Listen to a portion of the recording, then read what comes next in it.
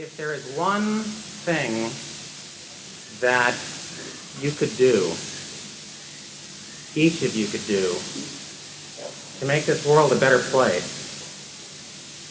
it would be to tell the story about the greatest corporation in the world and how it tried to destroy a man for having written a book, and how that man turned the tables on them and forced the head of that great company, greater in wealth than all but 6 countries in the world.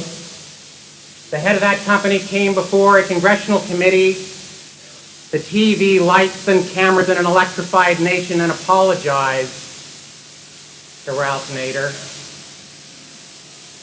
for what he and his company had tried to do. Because in that story, all that you need to know, all the children need to know about the ugly face of power is there. And when the children ask, why was this great company so afraid of one man with just a small room and a typewriter?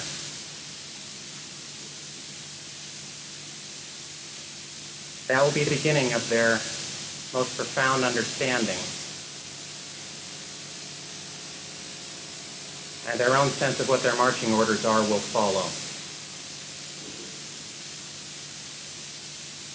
The great company's view of us could not have been more clearly expressed than by what General Motors tried to do to Ralph Nader. The sense of what this administration feels about us could not have been more clearly expressed than when Bill Clinton came to town 2 weeks ago and some of our people showed up with signs which said, Nader 96.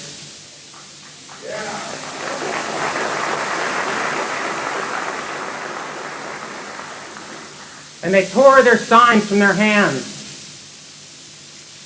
And the person in charge for the Clinton administration said, well, we'd rented the park.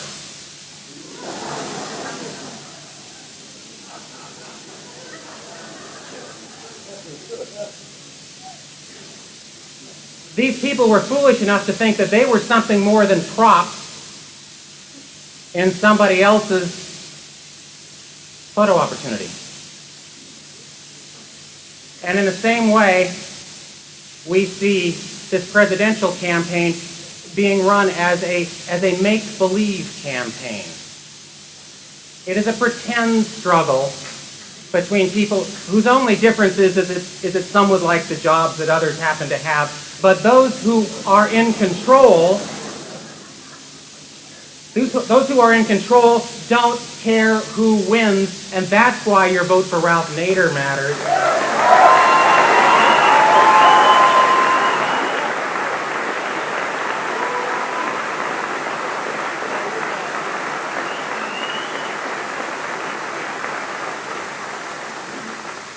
It is no accident that this presidential debate is devoid of issues. That's the way they want it to be. They don't want you to think about the big issues, as Ralph Nader says.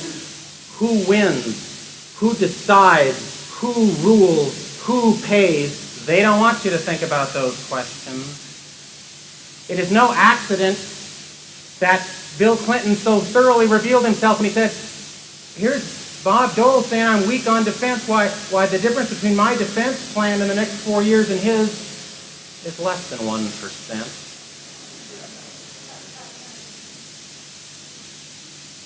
Fine distinctions like that, how are you going to decide who to vote for?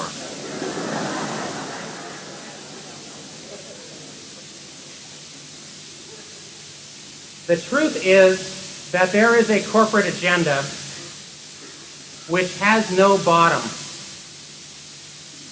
The wealth and the power and the media concentration in this country is going in fewer and fewer hands all the time. The average working person is worse off than they were 20 years ago at a time of record corporate profits, stock market going through the roof. Somebody's getting the money, and it's not the people who are earning it.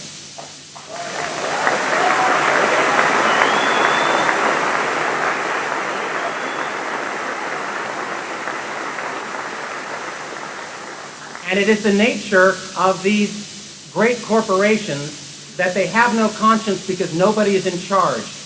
They are not like people to whom you can appeal. If you go to the CEO and convince him that everything you feel is right, he'll simply say, well, you know, if I don't maximize my profits for the next quarter, I'm out of here. And he's not kidding. Nobody is in charge. There's no point in trying to talk to them. Save your breath. You're going to need it.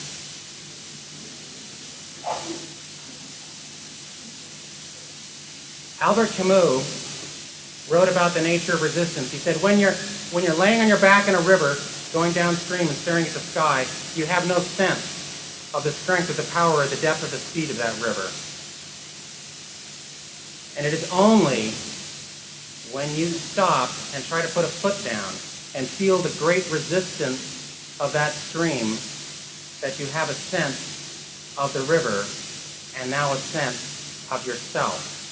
It is only by the act of resistance that you define yourself. And we are being carried along in a stream which is taking us someplace that we don't want to go.